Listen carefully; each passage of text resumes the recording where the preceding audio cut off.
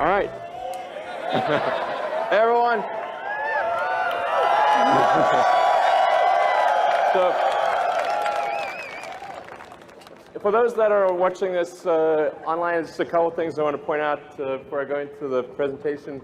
The projector that is producing that image is powered by a Model S. There are no wires. So that is a projector on a Model S with the energy coming from the battery pack, and that is what's producing that image.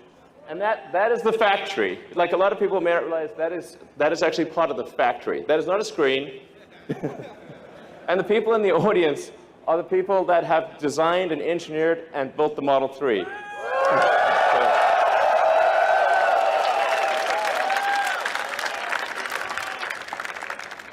All right, so let's talk about what goes into making the Model 3. It starts off with design. So congratulations to the design team. You've done a phenomenal job. I've enjoyed working with you every week. You guys are amazing. Nice work.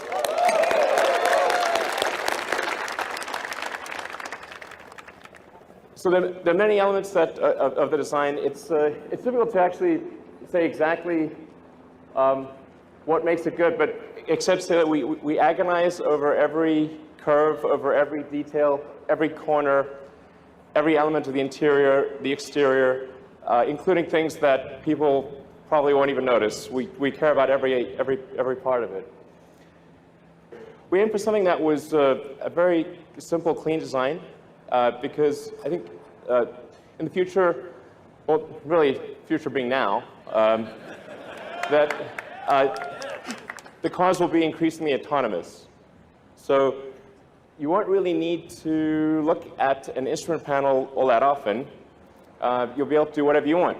You'll be able to watch a movie, talk to friends, go to sleep. Every Tesla being produced right now, the Model 3, the Model S, the Model X has all of the hardware necessary for full autonomy. And I think a lot of people still don't realize that.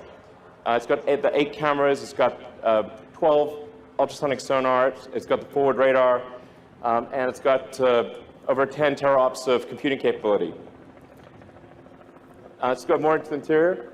So one of the challenges with the car was, since it is smaller than a Model S, how do we make a car that is smaller on the outside, bigger on the inside? So we took an idea from the Model X, which was the canopy screen that makes you feel like if you're in a Model X, it makes you feel like you're flying a helicopter. It really has this amazing feel. And we turned that around, put that on the rear of the Model 3 so that you could still have a great deal of rear headroom and have this amazing view while being in a smaller car. It's actually was one of the toughest design challenges of making the Model 3. And then in terms of engineering the car, we had to engineer it to be a lot easier to build. The Model S is an amazing car, but it's very hard to build. So we had to get the part count down, design it still to be light, but also to make it affordable. And I think that the team's done an amazing job of that. And then where this really shows up is in things like safety. So let's take a look at the safety video. So on the one hand, you've got a car that is one of the safest cars in the world, a Volvo S60.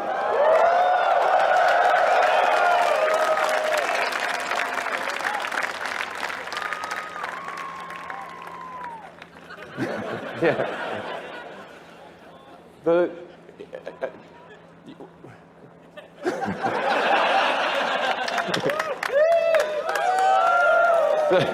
So there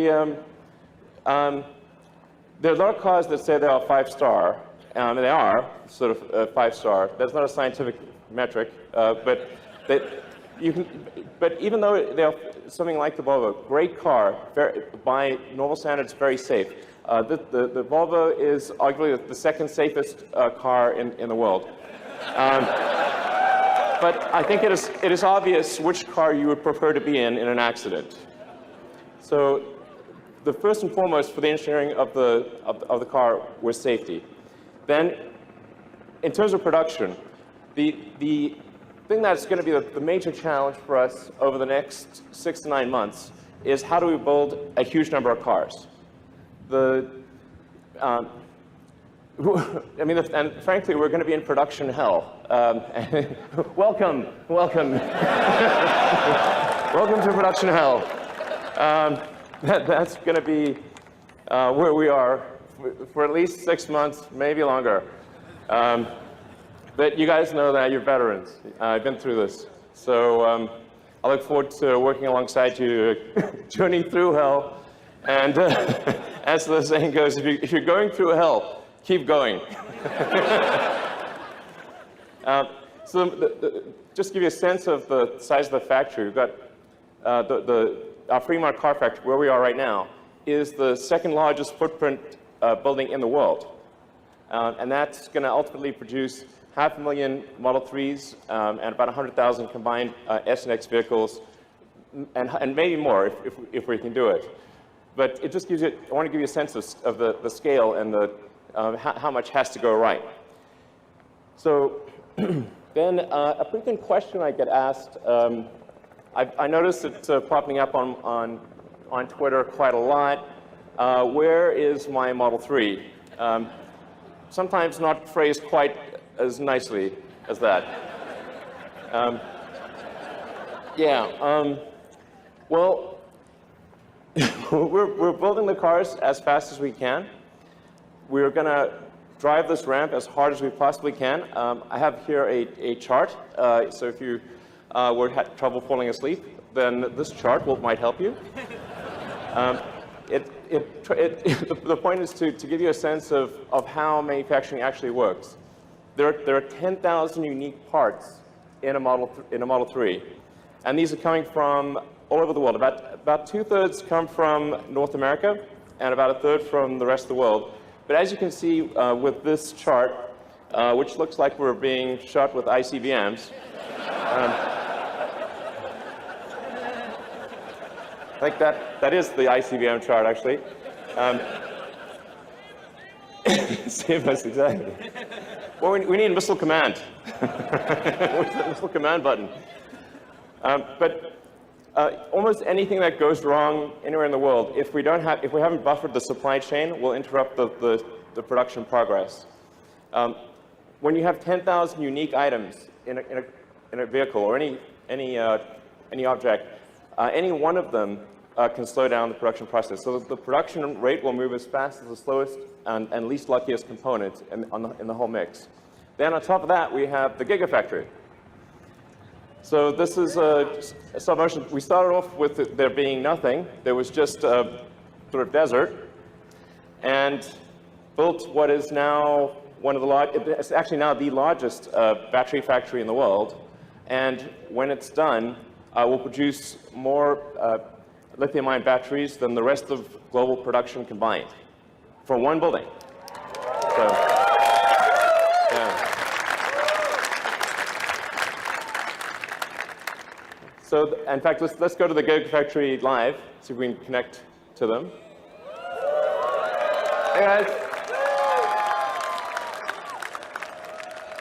We have a whole bunch of people in Nevada that are helping make the battery pack, and the motor, the powertrain, and so we've got giant factory making battery packs and powertrains, giant factory making cars, and giant supply chain, and so all of those have to work together in cadence in order to get to our initial target of 5,000 cars a week, and then hopefully by the end of next year towards 10,000 cars a week.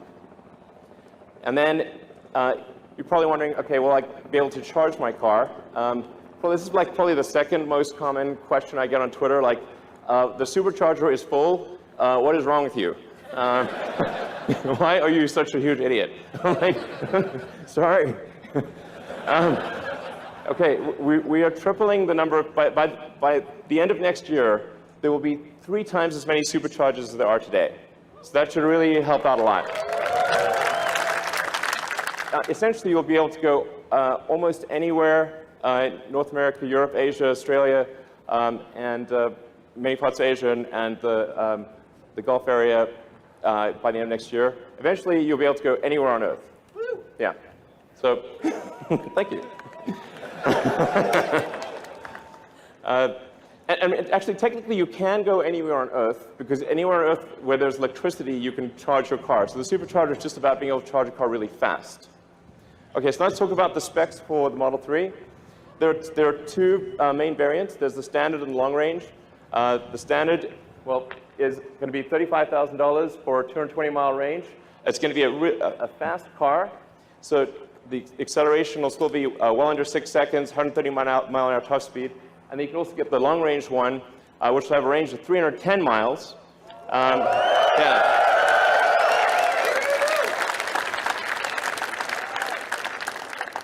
And be about roughly 5 seconds 0 to 60, 140 mile an hour top speed. So it's going to be a really great car. I think you will not be able to find a better car, gasoline or electric, in that price range that is anywhere near as great. All right.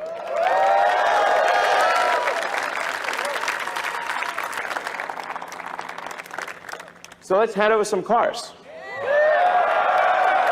We have the first 30. We have the first 30 production cars here, being charged right now, right there.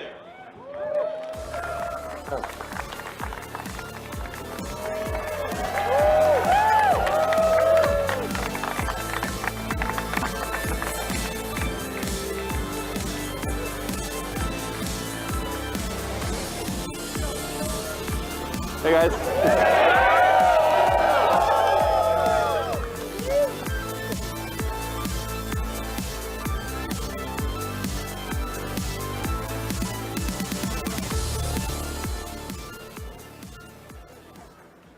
All right, so, hey guys.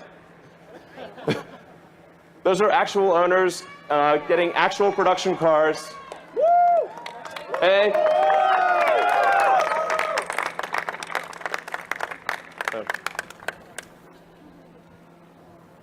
So there's actually, let's see, there's actually a total of 50 production cars that we've made this month, and 20 of which will be used for engineering validation, 30 of which will be on the roads with customers. And I want to just say to those that have lined up to buy a Model 3 and that in some cases spent days outside of our stores to be first on the list, I just want you to know that really matters to us. We really care. And we're going to do everything we possibly can to get you the car as soon as possible. So we're going to work day and night to do right by the loyalty that you've shown us. Thank you for doing that.